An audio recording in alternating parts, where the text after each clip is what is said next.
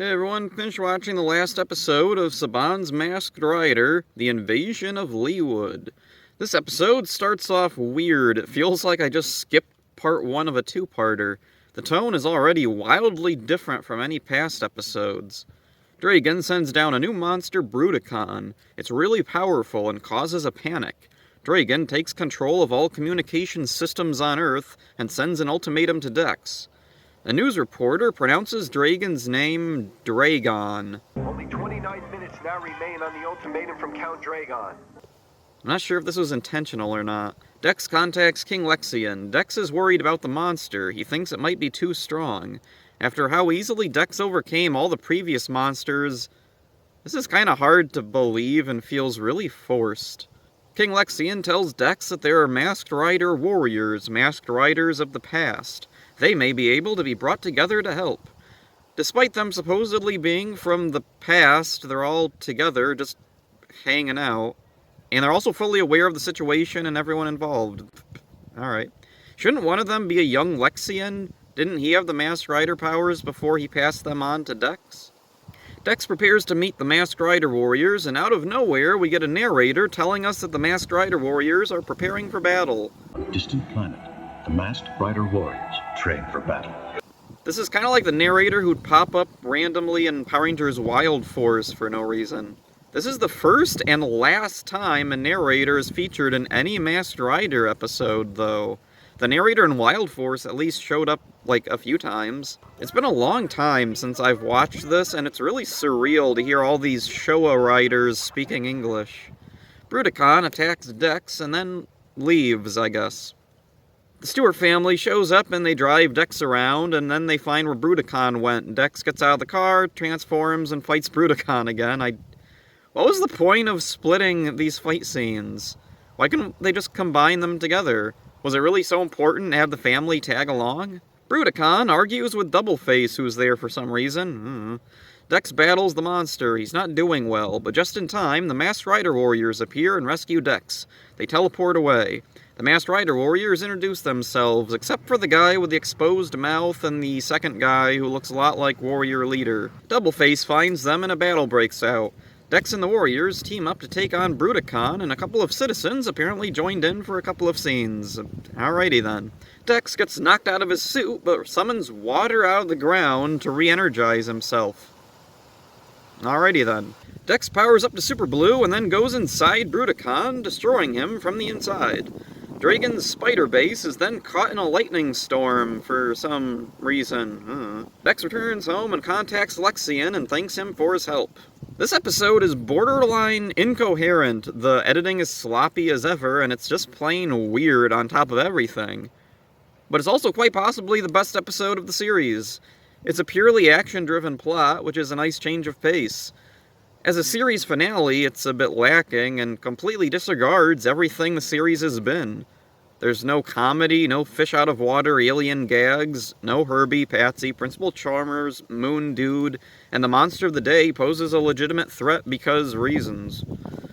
On the one hand, that's all a good thing, because I, and even viewers at the time, were probably sick of those things and wish the series would ditch the comedic aspects in favor of a more straightforward superhero show.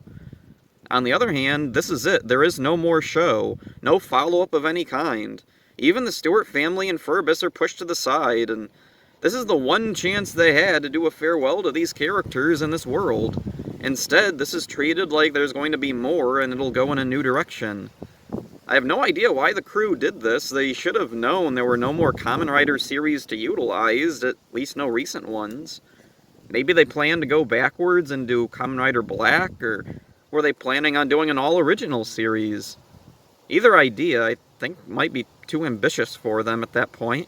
Maybe they were planning on reintroducing Dex on Power Rangers. Dex could be a recurring ally for the Rangers.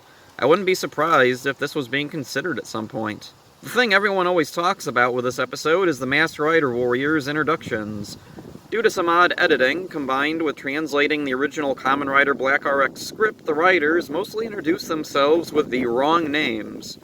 In the context of Masked Rider, though, I don't see this as that big of an issue. These are not the Kamen Riders, these are aliens from across time.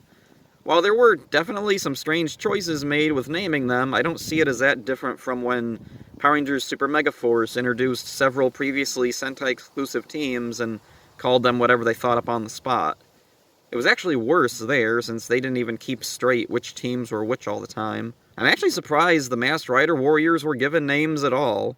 It's not like they were characters that needed names or anything. The other thing that surprised me was the two who got cut from their introduction.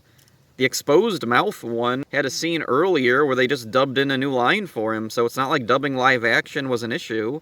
And the other one is seen several times blatantly. I have no idea. Saban's editors were occasionally really weird.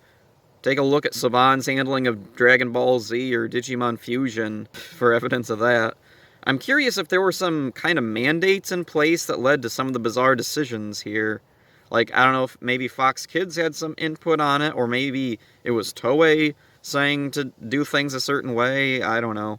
One possible reason for these characters being cut from the introduction lineup is possibly because Saban was oddly really consistent with the voice actors. So it's possible that the exposed mouth guy and the guy that looks like Warrior Leader were cut, like, not because one looked like Warrior Leader and the other had an exposed mouth, but because their voice actors didn't happen to be there on time, maybe? And so they were like, oh, I'll just cut them out, and they weren't important enough to bother bringing back? Maybe?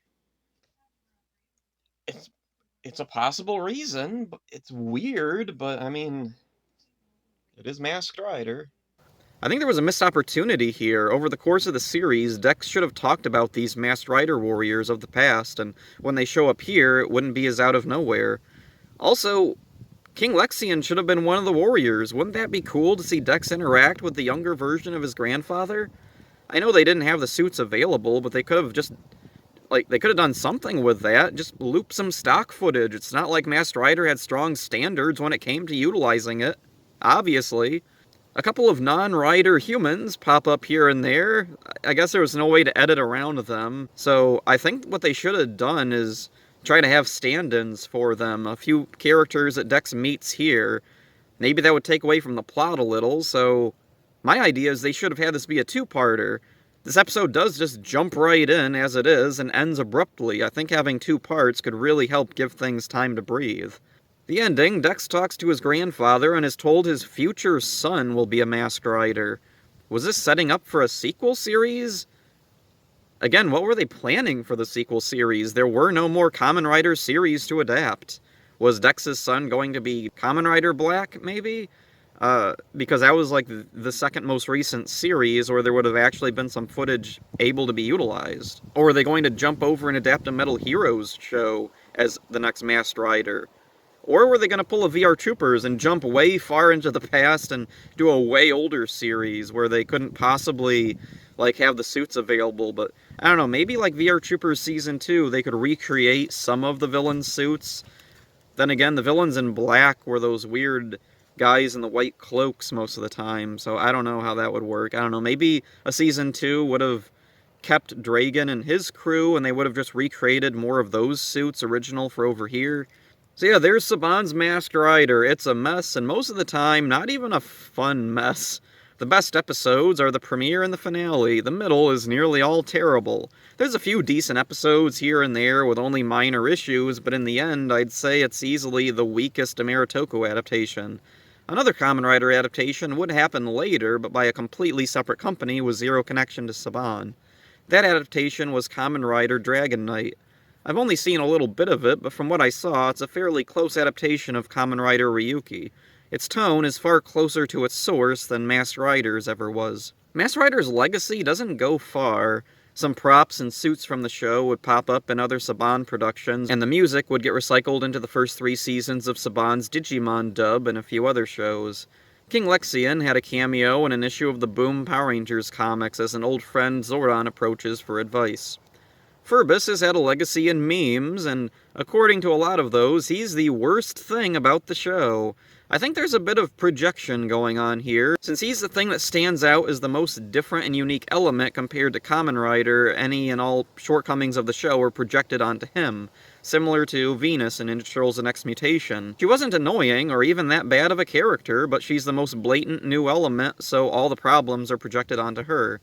More mainstream comparisons would be Jar Jar from Star Wars and Scrappy-Doo of Scooby-Doo. These characters were unfairly judged because they were both new additions to established series that were going through changes, aside from those new characters. Fans who didn't care for tone, story, or direction now had a convenient character to point to as the source of all their issues. To be fair, some fans' problems may have actually been with those characters and not the overall product, but I doubt the majority had actual problems with the one specific character over everything else. It's unfortunate the series wasn't handled better. VR Troopers and Beetleborgs are both fondly remembered, while Masked Rider is the black RX sheep. In the end, I'm glad it exists, but I probably won't be watching it again anytime soon. Maybe if the rights are cleared up and it gets a home video release, but otherwise my bootleg DVDs will be collecting dust for some time. Next up is one of my absolute favorite shows of my childhood and my teenage years, Big Bad Beetleborgs. That's it for this one. Hope you enjoyed it. See ya. I am Masked Rider Warrior Leader at your service. What is it? The Lightbringer. It's me, Steve Urkel. I am... Tear your lips out. I am... See more asses? Hey, Mr. Bird. I am Amazon! I am Z-Cross. I'm the trash man. Would you dare Whoever makes it out alive is the winner. spend the night here? Ew! Gross! This fall on Fox Kids. You ain't seen nothing yet. Meet the occupants My lunch has just arrived. of Hillhurst Mansion. Here's Clever! Magic and music's my game. And get flabbergasted. Make a wish. Any wish. Don't miss the wild world of Big Bad Beetleborgs, coming this fall to Fox